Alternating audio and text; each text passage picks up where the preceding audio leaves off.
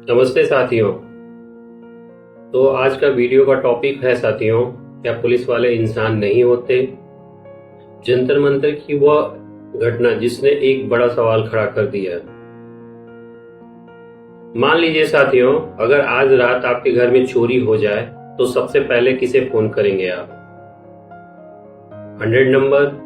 अगर आपकी बेटी घर लौटते समय किसी मुसीबत में फंस जाए तो सबसे पहले किसे बुलाएंगे आप? पुलिस।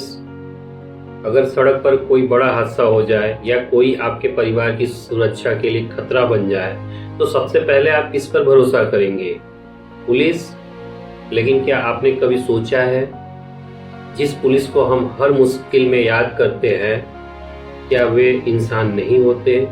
क्या उन्हें दर्द नहीं होता? क्या उनके माँ बाप नहीं होते? क्या उनके बच्चे ये नहीं कहते होंगे कि पापा आज जल्दी घर आ जाना? और क्या उनका परिवार भी हर ड्यूटी के बाद उनकी सुरक्षित वापसी की प्रार्थना नहीं करता होगा? उस दिन हर न्यूज़ चैनल पर बहस हुई, किसी ने प्रदर्शनकारियों की बात की, किसी ने पुलिस की कार्रवाई पर सवाल उठाए, लेकिन एक सवाल कहीं पीछे छूट गया। उस दिन घायल हुए पुलिस अधिकारी और जवानों का क्या हुआ? दिल्ली पुलिस के आधिकारिक आंकड़ों के अनुसार इस घटना में 130 पुलिस अधिकारी एवं जवान घायल हुए। वहीं सीआरपीएफ के अनुसार रैपिड एक्शन फोर्स के 47 जवान भी घायल हुए। ये केवल आंकड़े नहीं हैं साथियों, इनके पीछे सैकड़ों परिवारों की चिंता, सैकड़ों बच्चों का इंतजार और सैकड़ों सपनों की जिम्मेदारी छिपी हुई है। यह वीडियो किसी राजनीतिक दल के समर्थन या विरोध के लिए नहीं है। यह वीडियो केवल उन लोगों के लिए है जो उस दिन कानून व्यवस्था बनाए रखने के लिए ड्यूटी पर खड़े थे।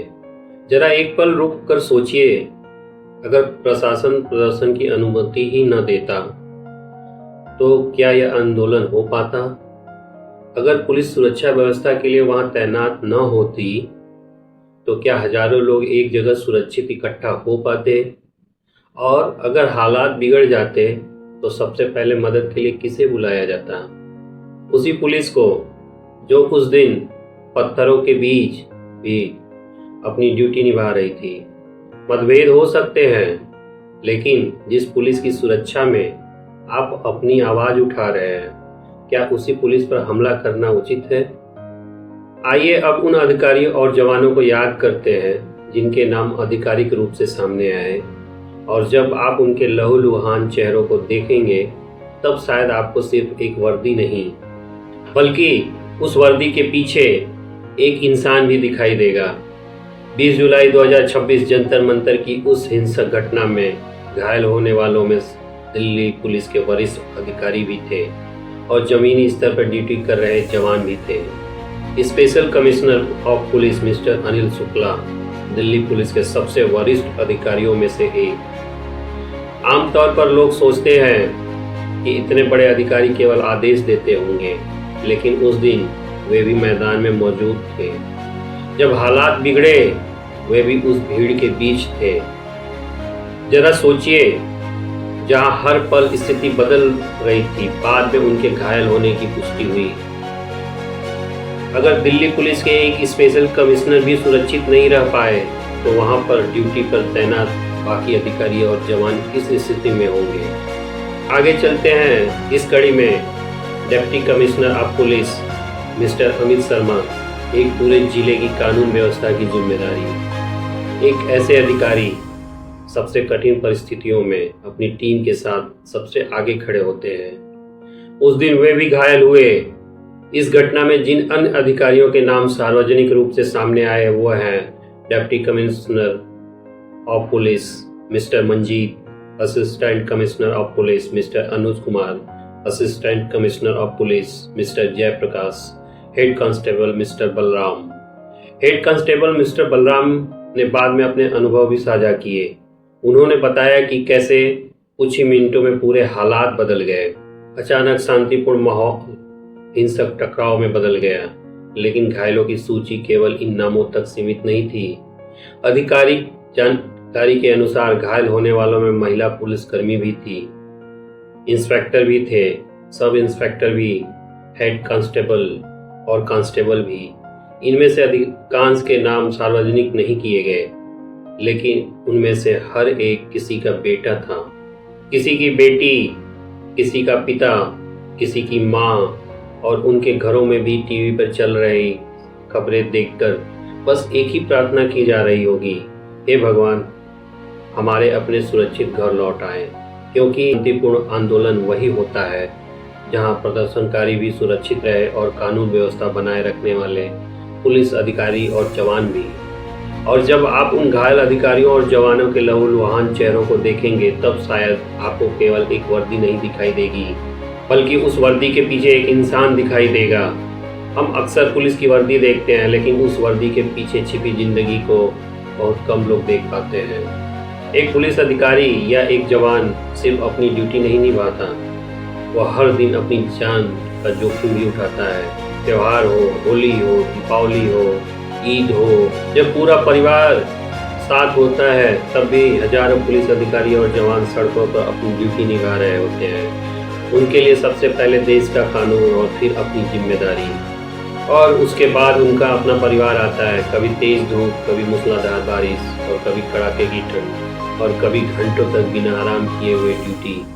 फिर भी जब कोई नागरिक मदद के लिए आवाज लगाता है, तो सबसे पहले यही लोग पहुंचने की कोशिश करते हैं। सोचिए, अगर किसी पुलिस अधिकारी या जवान को ड्यूटी के दौरान चोट लग जाए, तो दर्द केवल उसे नहीं होता है, उसका पूरा परिवार उस दर्द को महसूस करता है। उसकी माँ, उसके पिता, उसके जीवन साथी और उसके बच्चे सब उसकी सुरक्षित वापसी का इंतजार करते हैं। यही वजह है कि किसी आंदोलन की सबसे बड़ी पहचान उसकी भीड़ नहीं, उसकी शांति होती है।